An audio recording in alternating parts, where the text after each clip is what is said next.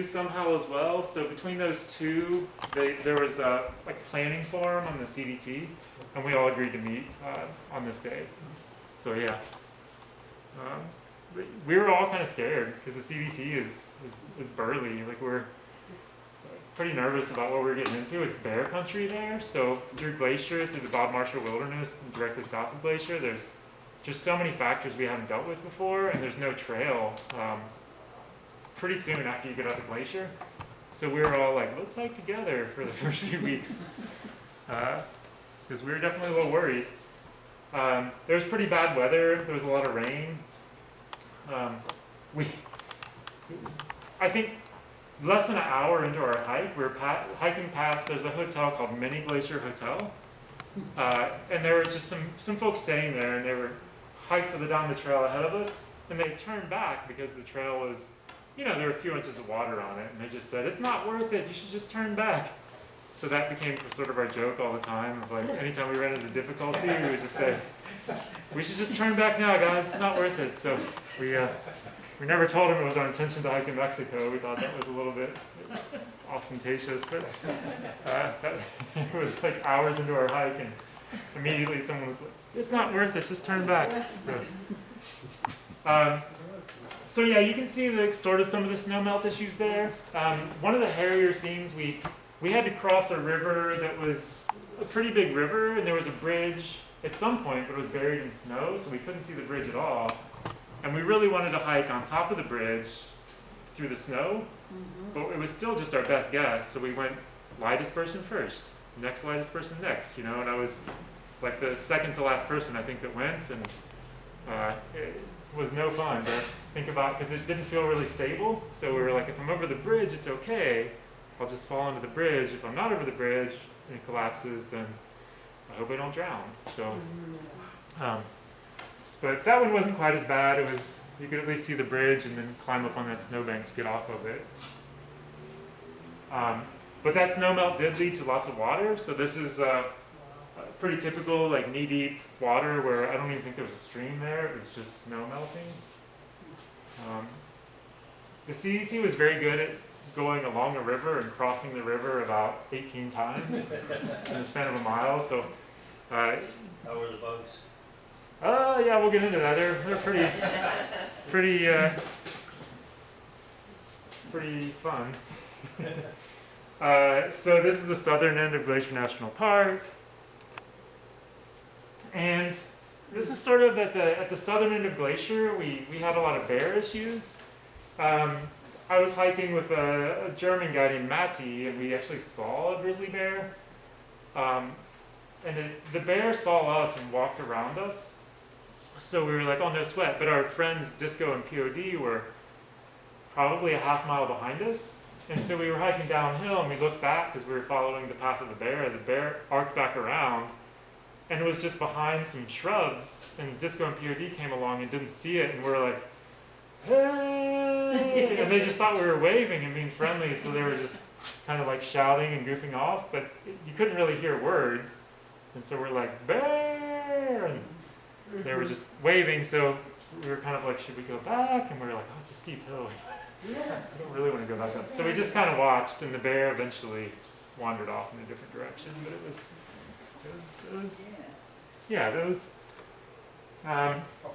as soon as I got into the Bob Marshall Wilderness, this was all over the place, bear tracks. So there was, it was quite wet at the time. So there's a bear track, there's another bear track, there's a bear back and front. So this is like, you're hiking and you're like, how far is that bear ahead of me? Because I'm walking all day and I'm just seeing bear tracks. So you just hope you don't catch up to the bear. And I was hiking with my friend Skittles, so we would constantly make noise and try to warn the bears. We never did see the bears in that area. We would see their scat, we would see their prints everywhere. And there's the ubiquitous marmots in that part of the country. They're so bold, they would try to take food out of your hands. I don't know if you guys have seen them. They're essentially groundhogs. I think that's a wolf track. So I have a size 16 foot, so a pretty big foot there, and I was like, that's the biggest dog track I've ever seen in the middle of the Bob Marshall Wilderness in Montana, so it's probably a wolf. I think I saw a wolf at one point, but it was like so fleeting, it was very difficult. It was kind of dusk, and just this giant shape like bounded over a log and disappeared, so it was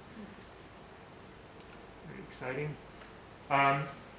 There's no established campsites in CDT, so whenever it started to get dark, I would look around and say, this is where I'll camp.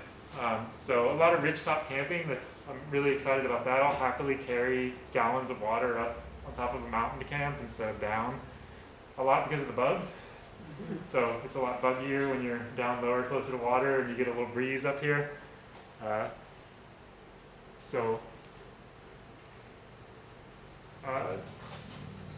That's the Bob Marshall Wilderness and this area called the Chinese Wall. We had a lot of fun kind of interacting with trail communities, so there's some bullet holes. Looks like somebody had fun there. That's a rare CDT sign, super rare. Like I said, there's no real official marked trail, so you were pretty lucky if you saw even one of those a day. But just amazing scenery. This is still, I believe, northern Montana.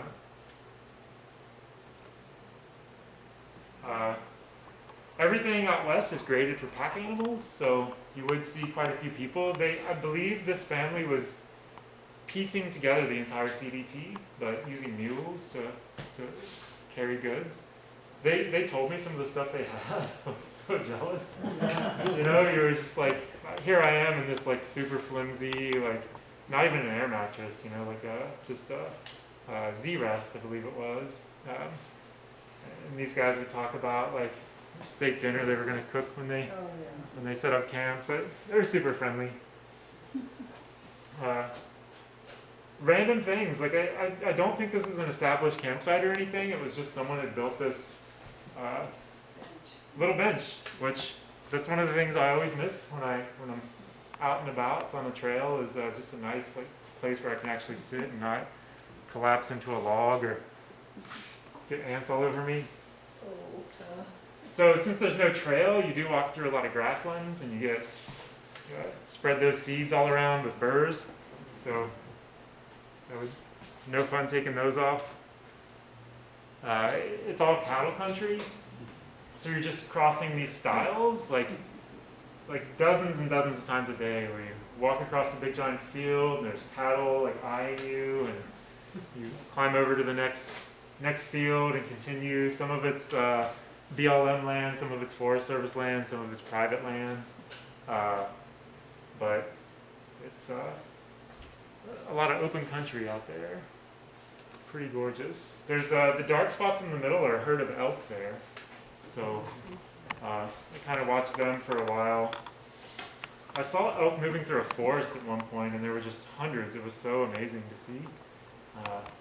But you can never see more than about 5 at the same time, because it was a pretty dense forest, but it just went on and on and on. It could have been a herd this size with a couple hundred animals, but they were just moving through this dense forest. It was a lot of fun. But you can see power lines there too. This is just open cattle country, and kind of probably southern Montana, or even the border with Idaho at this point. Continuing there, there's it was pretty challenging to go cross country. So I got really good at reading maps, and I always had the map I was on. They were printed on color 8x10 paper, and would check it probably every 5 minutes to make sure I knew where I was and where I was headed. I had a compass like basically in my hand the entire time. I definitely got lost for a matter of half days at a time, where I knew I was going. The saving grace was always like, I could see there's a Forest Service road. If I keep going, I'm going south, right? So if I keep going south, there's this Forest Service road that's 8 miles away. So worst case scenario, I'll hit that Forest Service road somewhere, because there's no way to get across it without. So that was sort of I'm not gonna like really freak out, because I have no idea where I am, and I can't place myself on the map. Luckily, there was a good bit of water that summer, so it wasn't too hard to find water. I definitely did I'm gonna hike downhill until I find a stream once or twice, where I really was like starting to run out of water and kind of like, I don't know what I'll do. Here's what I'll do, I'll just keep walking down until I find a stream. It seemed to work. And so there was no trail at that point? Correct. There was zero trail? Yeah. Southern Montana, probably half of the area that I covered was zero trail. Yeah. Wow. Yeah.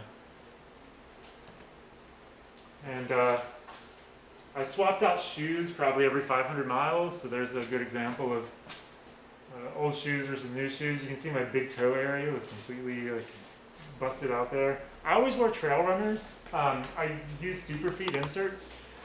A big reason that the trails just cross so many streams and water that with big heavy boots, I found like once those get wet, they're gonna stay wet for days and days. So most thru hikers will try to wear some sort of like light footwear. So it worked. They wear out pretty fast though. I'm already in Yellowstone at this point, so that was very interesting. One of the first spots I came into in Yellowstone was where Old Faithful is. So you kind of appear on that boardwalk on the CDT, and there's like people with strollers and briefcases and taking pictures. So it's sort of a welcome back to reality. I started crossing northbounders somewhere around this point. I knew No Trace actually started on the same day as me on the Pacific Crest Trail, and Salamander started, and I hiked with her for a few days as well, so we knew each other really well. So it was, I know they were out there somewhere, but it's always, it's a surprise when you'll see them. So, you know, we would spend probably an hour, we would just immediately stop and catch up and eat and share all our stories. No Trace actually started about halfway through, I think in Colorado. And so I actually finished the trail with him. So he turned around and went back to Colorado and started hiking south. So I ended up hiking a good bit with No Trace. So there's more ridgetop camping there. But I was really proud of myself when I got some of those campsites that were just by myself. Go ahead. Question, like when you go through Yellowstone, do you get like a pass, kind of like going through the Great Smoky Park? Yeah, Yellowstone was one that I think I did jump through quite a few hoops. So I think I was in the park 1 or 2 days before I got to that Old Faithful area where there's a ranger station. And we had been told, you know, like you will get fined and you'll get kicked out of the park. So I did actually go find the ranger and then make sure I like filled all the paperwork. So it's just a matter of like doing what they say you have to do, but it's a little difficult because you enter on the north side of Yellowstone Park and you're just in the wilderness, so there's no way to have a pass. And they say it's okay if you get it at the Old Faithful Ranger Station. So yeah, the Pacific Crest Trail, I think it was just a blanket pass. So they said if you hike the Pacific Crest, this pass is good for every national park. You can camp in there as long as, I think Crater Lake was you had to be so far from the road. But because the road went along the crater, it was almost impossible to get far enough from the road to be legal camping. Yeah. So, yeah. Besides Glacier, well, Rocky Mountain National Park and Yellowstone, the CDT goes through. Yep. Swimming and bathing in lakes. It's very nice. It was pretty skinny. The Wind River Range is something I didn't really know about until I hiked this. This is in northern Wyoming, but it's incredible. I really, really love the Wind River Range. It was sort of like a hidden gem. There were quite a few people that were there. Thousand Isle Lake is a part of it, but it took me 3 or 4 days to hike through there, and I really, really appreciated it. There's a lot of snowfields in the PCT and the CDT. And we learned, I never carried an ice axe, which a lot of people would carry, but if, sometimes I would squat down with my heels, but you could just ski right down those snowfields. And that's what those tracks are. Yeah, so all the way up to the top of that, it's I think deceiving in the picture, but it's probably a couple 100 feet higher than I was at that point. So yeah, it was, felt good to take a little shortcut. And pack some snow and put it on the back of your neck on a hot day. But this is still the Wind River Range, just so gorgeous there. So the Wind River Range almost goes directly into the Great Divide Basin, which is essentially a desert. It's just a high desert.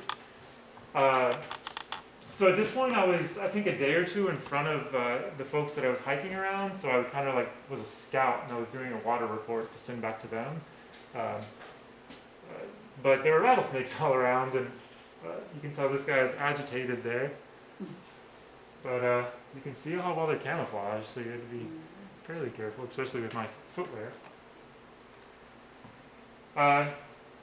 This was a very, very hot summer, but every time I stopped, I would have to put on additional clothes because there are not so much mosquitoes at this point, but I think horse flies, cow flies, deer flies, that at some points were just, if you were in the sunlight, you had just 10 flies on you at all times, just biting into your flesh, which was no fun. So, you learn to eat while you walk sometimes. Lots of old ruins. I like to climb around and see what I can figure out. So, I think